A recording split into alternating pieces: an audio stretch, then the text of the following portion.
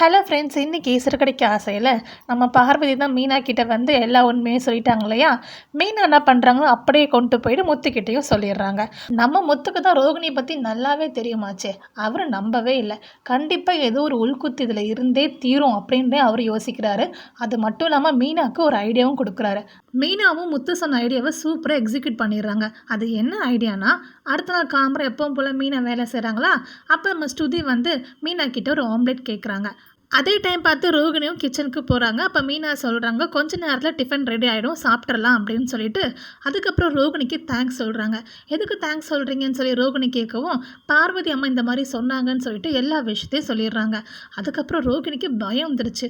ஐயோ, இந்த ஆண்டி சரியான ஒரு ஓட்டவையாக இருக்காங்களே அப்படின்னு சொல்லிட்டு பக்கத்தில் வேற ஸ்ருதி இருக்காங்க இல்லையா, ஐயோ இவங்க இருக்கும்போது வேற சொல்லிட்டாங்களேன்னு சொல்லிட்டு பயப்படுறாங்க. ஆனால் முகத்தில் காமிக்காமல் இருக்காங்க. உடனே ரோகிணியை சொல்லி சமாளிக்கிறாங்க. நம்ம வீட்டில் எப்போவுமே நிம்மதியாக இருக்கணும் நான் நினச்சிட்ருக்கேன், அதனால தான் தேவையில்லாமல் சண்டை வேண்டாம், பிரச்சனை வேண்டாம்னா இப்படி பண்ணேன் அப்படின்ற மாதிரி சொல்லிடுறாங்க. உடனே ஸ்ருதிக்கு டவுட் வந்துடுது, இவங்க இந்த மாதிரி பண்ணக்கூடிய ஆள்லாம் இல்லையே அப்படின்னு சொல்லிட்டு அவங்க என்ன பண்ணுறாங்கன்னா, நீங்கள் பண்ணதெல்லாம் சரிதான் ரோகிணி, கண்டிப்பாக மீன் அந்த பணத்தை எடுத்துருக்க மாட்டாங்க, அப்போ வேறு யார் தான் அந்த பணத்தை எடுத்திருப்பாங்க, இது ரொம்ப ஈஸியாக கண்டுபிடிச்சிடலாம், நான் வேணால் பார்வதி ஆண்டி வீட்டில் யார் யாரெல்லாம் அடிக்கடி வந்தாங்க சொல்லி விசாரிக்கிறேன் அந்த மாதிரிலாம் சொல்லவும் ரோகிணிக்கு இன்னும் பயம் ஜாஸ்தி ஆகிடுச்சு.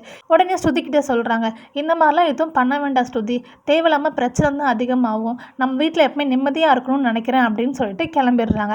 ஆனால் இந்த விஷயம் இவங்க சொல்லும் போது ஸ்ருதிக்கு டவுட் வந்துடுது. அவங்களும் மீனா கிட்ட வந்து இவங்க இப்படி பண்ணக்கூடிய ஆளே இல்லையே அப்படின்னு சொல்லி பேசவும் மீனா வந்து அவரும் இப்படி தான் சொன்னார் அப்படின்ற மாதிரி சொல்லிடுறாங்க. அதுக்கப்புறமேட்டுக்கு கன்ஃபார்மே பண்ணிடுறாங்க, ஏதோ ஒரு உள்குத்து இருக்குது அப்படின்னு சொல்லிட்டு. அப்புறம் முத்து வந்து கேட்குறாரு, நான் சொன்ன மாதிரியே செஞ்சியா அப்படின்னு சொல்லிட்டு. அப்போ மீனா வந்து நடந்தது எல்லாத்தையுமே சொல்கிறாங்க. அப்போ முத்துவும் கன்ஃபார்ம் பண்ணிடுறாரு. ஏன்னா ஸ்ருதியும் அப்படி தான் சொன்னாங்க அப்படின்ற மாதிரி மீனாவும் சொன்னாங்க இல்லையா, கண்டிப்பாக ஏதோ ஒரு விஷயம் இருக்குது, கூடிய சீக்கிரம் கண்டுபிடிப்போம் அப்படின்ற மாதிரி சொல்லிடுறாங்க. இந்த டைம் பார்த்து நம்ம கனடா ஆள் இருக்காங்க இல்லையா, அதாங்க நம்ம மனோஜோட எக்ஸ் லவர், அவங்க வந்து முத்துக்கு ஃபோன் பண்ணுறாங்க. அவங்க திரும்பி இந்தியா வரப்போகிறாங்க போல். ஸோ முத்துவே வந்து கேப் டிரைவராக போட்டுடலாம் அப்படின்ற மாதிரி அவங்க யோசிக்கிறாங்க போல்.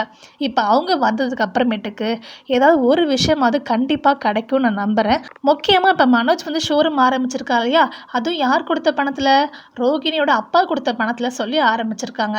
ஆனால் உண்மை என்னது, அந்த பணம் அண்ணாமலையோடது.